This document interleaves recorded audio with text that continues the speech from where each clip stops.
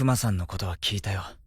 いかなる時もマリージョアに戻るプログラムが施されていたのかもしれん。悪いな、お前たちの苦労を無下に。いや、俺よりもっと辛いのは二人の方だ。サボ、話なぶるは隊長たちにも聞かせられないの？今回のレベリーは波乱だった。ああ、聞くことで命を危険にさらすかもしれねえから、聖地マリージョアで起きた本当のことを全部話すよ。ドラゴンさん、コブラ王暗殺の犯人は俺じゃない。だが俺はマリージョアでとんでもないものを見た。レベリーが行われたパンゲア城、その空の玉座には世界の王などいないはずのあの玉座には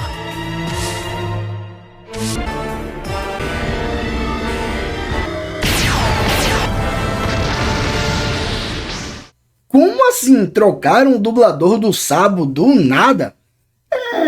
Do nada não foi. Mas calma aí que eu já vou explicar o motivo disso pra vocês. Mas você também vai falar a respeito do verdadeiro sonho de Crocodile.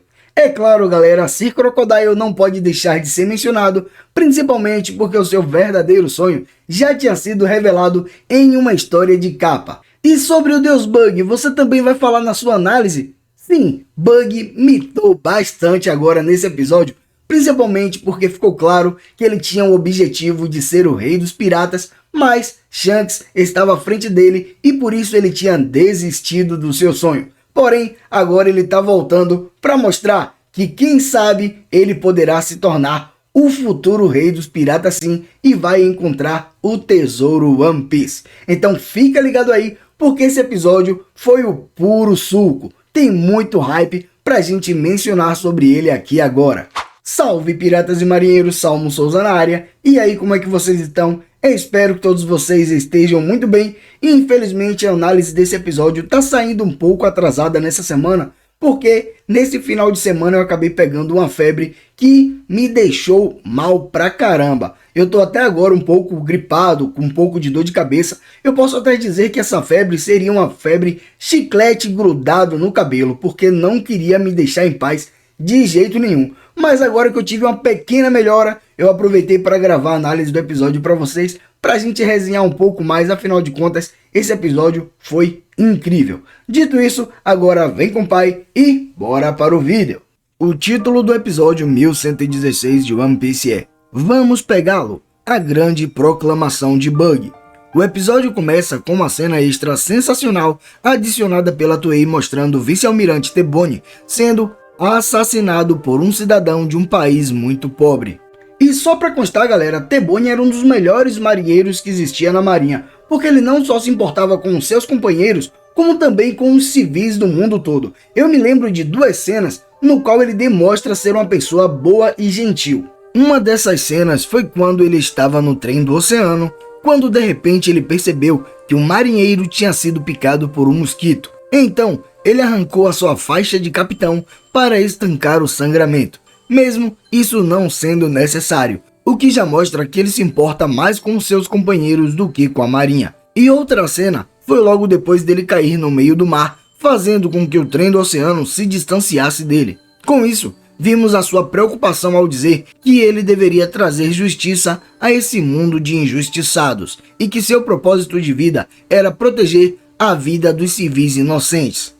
Ou seja, esse acabou sendo um final trágico para um marinheiro que tanto quis proteger as pessoas do mundo todo, enquanto por aí no governo mundial e na marinha tem malditos como por exemplo Ryokugyu e Spanda que fazem mal para as pessoas do mundo todo e continuam vivos sem sofrer nenhuma consequência. A cena muda para o quartel-general da marinha. A notícia da morte do vice-almirante T-Bone começa a se espalhar rapidamente pelo mundo, porém o governo não informa a causa de sua morte. Sengoku pergunta a Chizuru se o culpado foi encontrado. Ela responde que não foi, embora tenha certeza de que a família do culpado ficará financeiramente segura depois disso. Sengoku não acredita que as pessoas que eles juraram proteger estão traindo os marinheiros, mas Chizuru considera isso realmente crível, especialmente porque Tebone foi morto no Reino Pepe, que dizem perder mais de 1000 pessoas por ano devido à fome.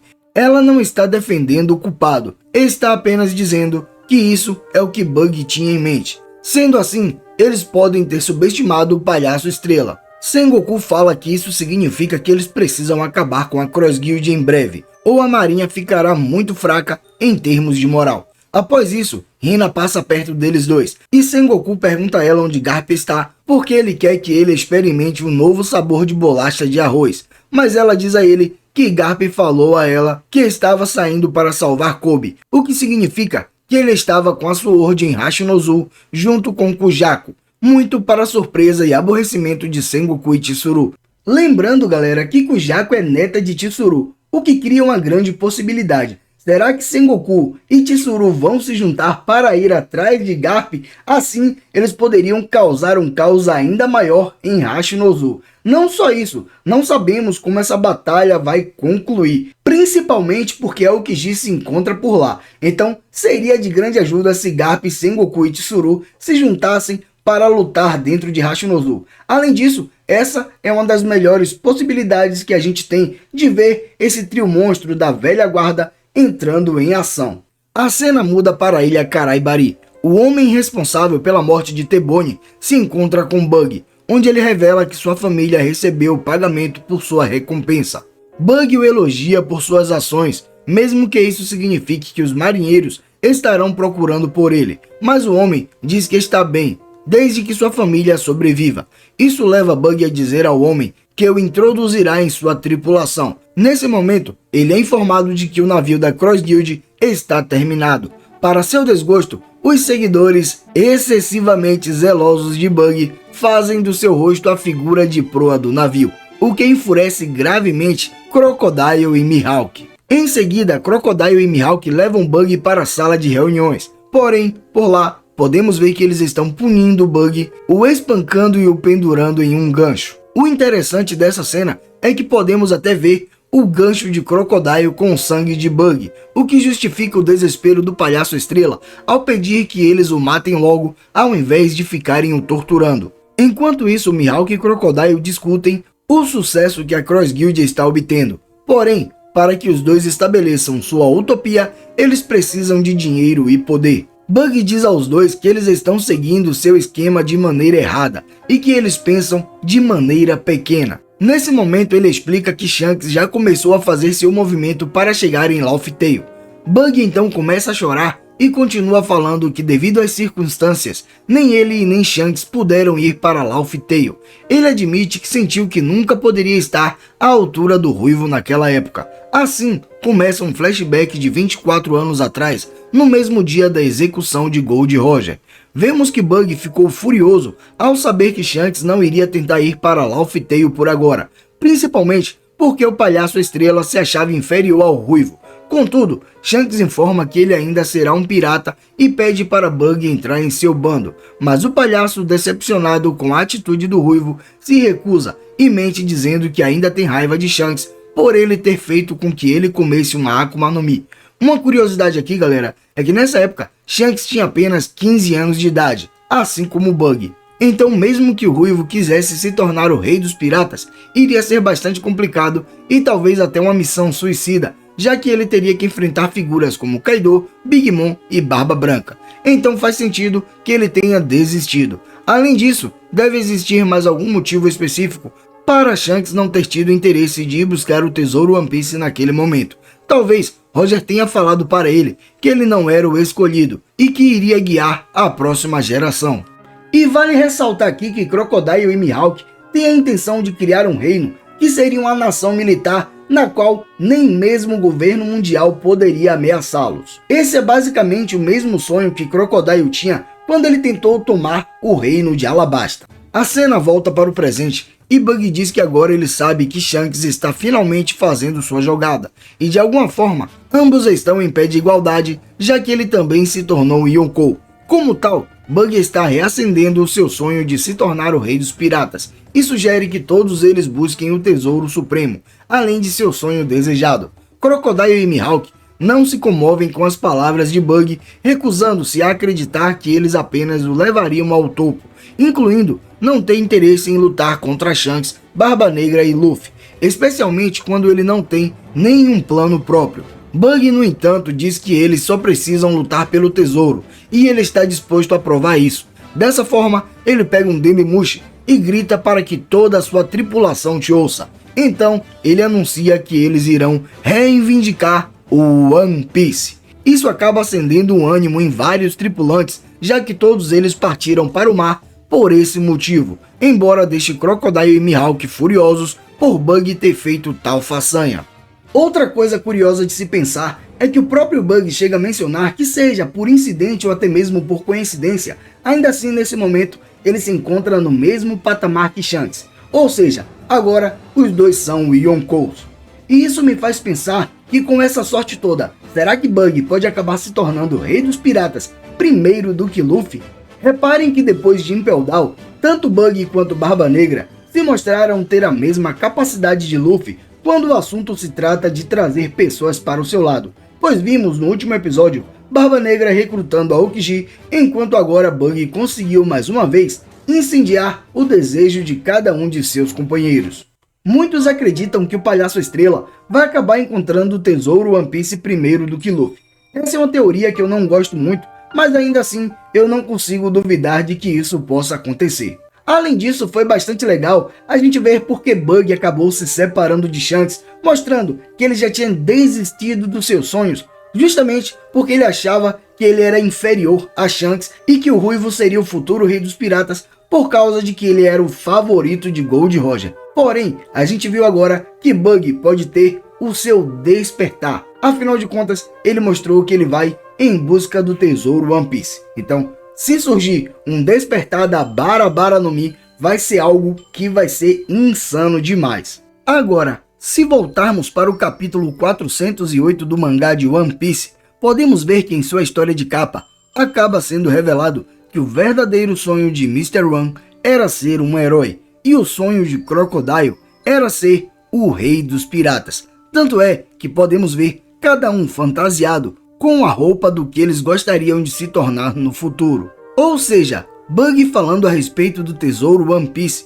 pode reacender o antigo sonho de Crocodile. Mas então, por que Sir Crocodile tinha desistido do seu sonho? Eu só consigo imaginar que isso aconteceu logo após ele ter sofrido uma derrota humilhante para a Barba Branca. Então, a partir daí, Crocodile resolveu mudar de atitude e tentou tomar o reino de Alabasta. A cena muda para o reino de Kamabaka. Os vice-capitães do exército revolucionário, Oceano, subordinado de Morley, Ahiro, subordinada de Belobet, Giambo, subordinado de Lindbergh, e Giron, subordinado de Karazu, percebem um navio à distância e começam a fazer apostas sobre quem está nele. Para alívio do exército revolucionário, a pessoa no navio é Sabo. Além disso, ele está vivo e bem, e traz consigo refugiados do reino de Lulúcia. Ao desembarcarem na ilha, Koala começa a atacar Sabo por ficar incomunicável por tanto tempo, mas ele diz a ela que não teve escolha porque não conseguiu colocar as mãos em um Dendemushi seguro, então qualquer ligação que ele tivesse feito teria sido monitorada. Ele enviou um sinal de chamada direto para que eles soubessem que estava bem, e como se viu, ele nem estava em Lulúcia quando o reino foi completamente destruído.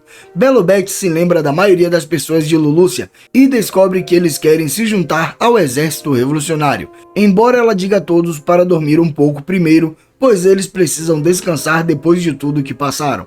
Mais tarde, Monkey D. Drago, Empório Ivankov e Sabo sentam-se juntos em uma sala de reuniões. Por lá, Sabo descobre sobre Bartolomeu Kuma, e Dragon diz que acredita ter uma programação instalada em Kuma para garantir o seu retorno a Mary Joyce. Ivankov deduz que Sabo não quer que os outros comandantes ouçam o que ele tem a dizer. Assim, Sabo confirma isso e diz que passará a contar tudo sobre o que realmente aconteceu no Reverie. Então vamos lá, galera. Talvez vocês tenham percebido aí que mudaram a voz do dublador de Sabo lá no Japão. Eu vou explicar para você por que isso aconteceu. Antigamente, quem fazia a primeira voz de Sabo lá no Japão era Toru Furuya. Entretanto, quem faz a voz de Sabo agora é Miyu Irino. Mas qual foi o motivo da troca? Não é querendo fazer fofoca nem nada, mas a realidade é que o primeiro dublador de Sabo era casado, e mesmo assim, em 22 de maio de 2024, Furuya postou um pedido público de desculpas no Twitter, confirmando uma recente reportagem na qual foi relatado que ele teve um caso extraconjugal com uma fã de 37 anos. No caso, mais nova do que ele por cerca de 4 anos e meio. E para piorar, até setembro de 2023, ele admitiu ter batido nela uma vez, além de pressioná-la a fazer um aborto.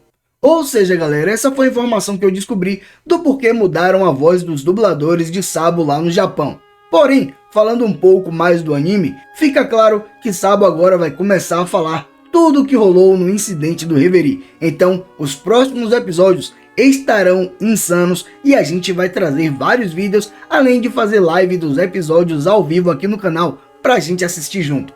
Então, se você curte esse tipo de conteúdo, já fica ligado aí para não perder, porque nos próximos episódios também iremos descobrir qual é a verdadeira voz e quem é o dublador de Imu-sama, aquele que senta no trono vazio em One Piece. De todo modo, o episódio acabou na reunião de Dragon junto com Sabo e Ivankov, e eu espero que vocês tenham gostado desse vídeo, mas por enquanto isso é tudo, eu fico por aqui, um abraço e fica com Deus!